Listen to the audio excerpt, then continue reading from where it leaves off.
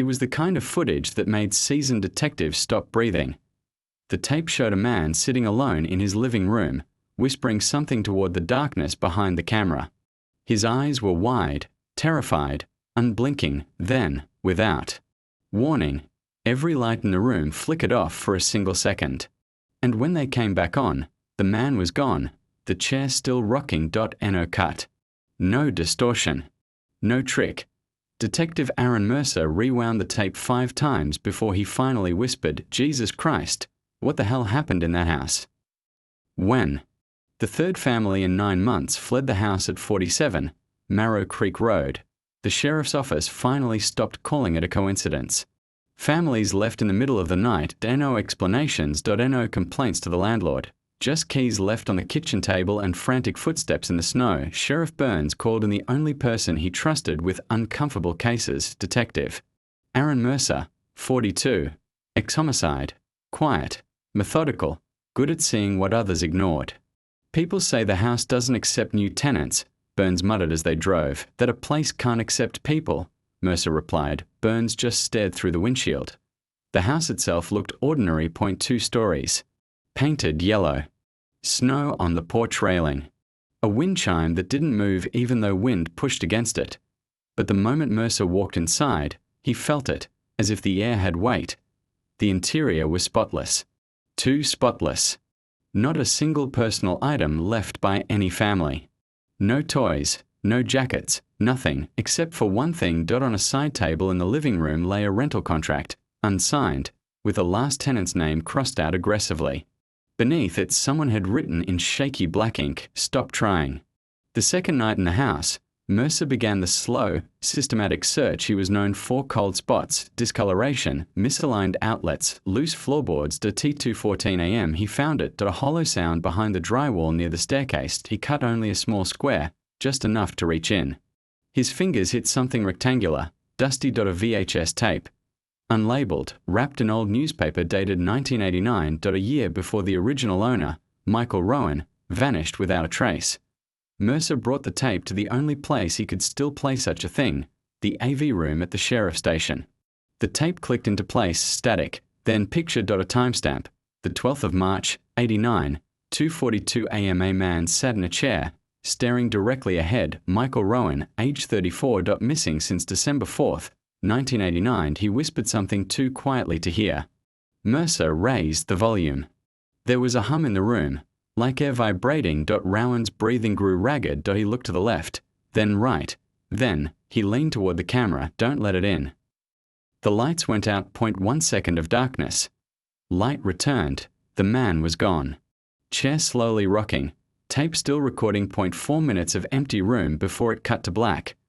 Mercer felt his stomach drop. No jump cut. No trick. No forced entry reported in 1989. Just a man who stopped existing on camera. Mercer dug deeper. Every family who rented the house reported. Footsteps in the hallway between 2 to 4 aim lights flickering only in the living room, and a smell like burnt dust coming from the staircase wall. One family reported whispering. Another swore someone sat on the edge of their bed at night. But none stayed long enough for Mercer to gather more. The more he read, the clearer the pattern became. Every time someone moved into the house tried to pick one person, always the quietest one. The one who didn't make trouble, the one who wouldn't fight back. Michael Rowan lived alone. He was the easiest target. The Winters family had 2 kids. Their 8-year-old son reported a tall man in the hall. They moved out next morning. The Garcias left after the mother woke up on the floor, unable to remember how she got there. The Ravens family lasted exactly 3 nights. Now Mercer saw the same thing in all statements. The entity didn't want company. It wanted someone to replace Rowan.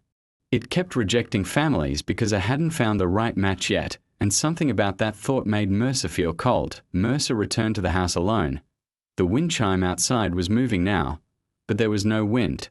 The smell of burnt dust was stronger. He checked the wall again. A second hollow spot. Another small piece of drywall popped loose. Behind it, a second VHS tape. This one labeled, "If you're watching this, leave." Mercer hesitated. His instinct screamed not to push play. He pushed anyway.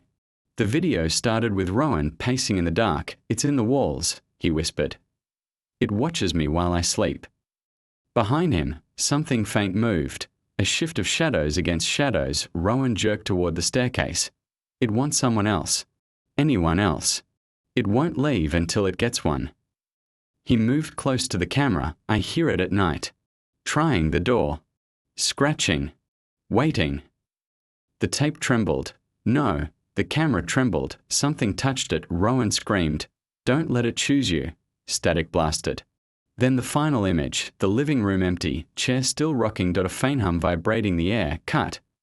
Mercer sat still for a long moment. Then he realized something chilling. The floorboards, the lighting, even the flicker patterns. Everything in the video matched the living room exactly as it looked now. Nothing had changed. Yes, if the house never aged. Yes, if it kept things frozen in the moment Rowan died. That night, Mercer worked late inside the house. Files spread out, blueprints on the floor. He didn't notice the time point 2:41 a.m. The lights in the living room flickered. Just like in the tapes. A low hum filled the air. The same one he heard in the footage. Mercer's pulse spiked. He stepped back. The hum grew louder. Footsteps echoed upstairs, slow. Heavy. One step at a time. Coming down, Mercer backed into the hall. The lights flickered again. The wind chime outside was ringing violently, even though there was no wind at all. The footsteps stopped right above him. Then, something leaned its weight on the floorboards. The house felt alive, choosing, searching. The lights went out. Blackness. Mercer shouted, "Stop!" Silence. Then a whisper directly next to his ear, "You'll do." The lights snapped back on. Mercer was alone, but the house was different. The air was wrong. It felt like a decision had been made. Mercer fled. He didn't pack his things. Didn't lock the door. He just drove until sunrise. Sheriff Burns found him shaking behind his steering wheel. "You look like you saw a ghost," Burns said. "No," Mercer whispered. "It saw me." When they returned in daylight, the house was silent. Mercer refused to go inside. Deputies searched every room, nothing unusual, until one deputy called out, "Detective, you need to see this." In the living room, on the coffee table, sat a fresh VHS tape, not dusty, not old, brand new. Mercer's name written on it. He refused to touch it. Burns slid it into the VHS player, static. Then, Mercer on camera. Standing in the living room the night before, back turned to the lens, breathing, frozen, silent. Then the lights in the recording flickered, and Mercer vanished. Chair rocking behind him. Exactly like Rowan, Burns stared at the screen. "But, you're right here. In front of me." Mercer swallowed. His voice was hollow. "I didn't go anywhere," he said. "But something else did." Burns frowned. "What do you mean?"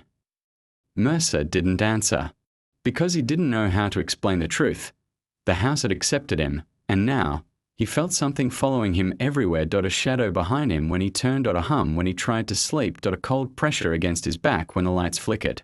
The house no longer needed to wait for tenants. T had found him, and it wasn't going to let go.